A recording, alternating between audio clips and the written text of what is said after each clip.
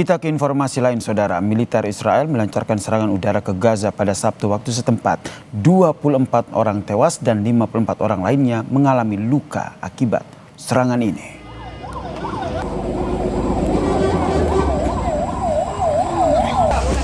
Pejabat kesehatan di Gaza melaporkan 24 orang tewas dan 54 lainnya terluka, termasuk anak-anak, saudara. Salah satu serangan menargetkan sebuah kendaraan yang menewaskan 11 orang dan melukai lebih dari 20 warga Palestina. Serangan juga menargetkan sebuah rumah dekat rumah sakit Al-Auda di Gaza Tengah, saudara.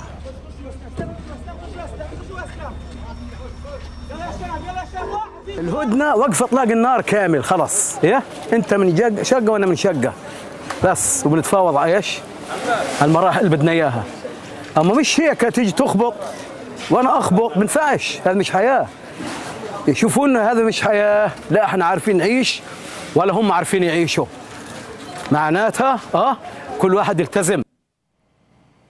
Militer Israel merilis sebuah video yang menunjukkan pasukan beroperasi di dalam area garis kuning jalur Gaza, saudara. Serta sebuah peluncur berisi roket yang siap ditembakkan. Militer Israel mengatakan peluncur roket ini diarahkan ke wilayah mereka.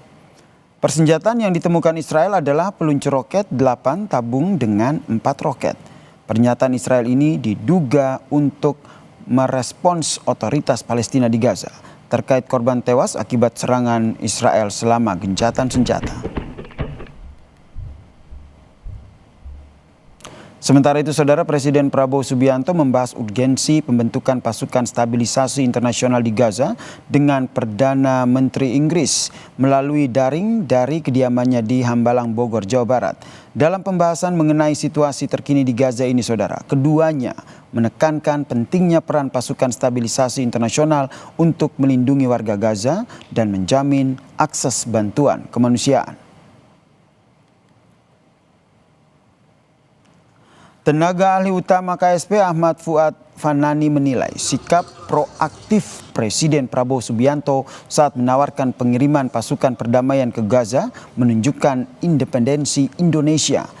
Ia meyakini Indonesia tidak akan terjebak dalam pusaran konflik kepentingan Amerika Serikat di tengah upaya meredam konflik di Gaza. Fuad bilang Indonesia sudah punya sejumlah pengalaman dalam mengirimkan pasukan perdamaian sebelumnya.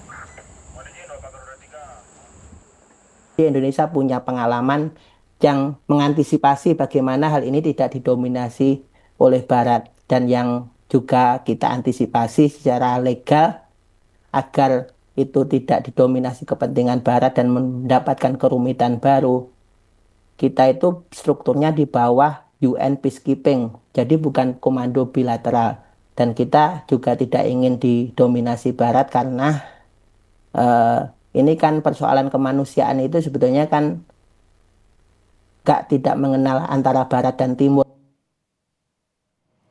Sementara itu, saudara, Wakil Ketua Komisi 1 DPR RI fraksi Golkar, Dev Laksono, menyebut pasukan perdamaian Indonesia akan lebih banyak berkontribusi pada misi kemanusiaan dan rehabilitasi. Namun, detil persiapan pengiriman pasukan perdamaian ke Gaza akan dibahas bulan depan bersama dengan Kementerian Pertahanan dan juga Kementerian Luar Negeri.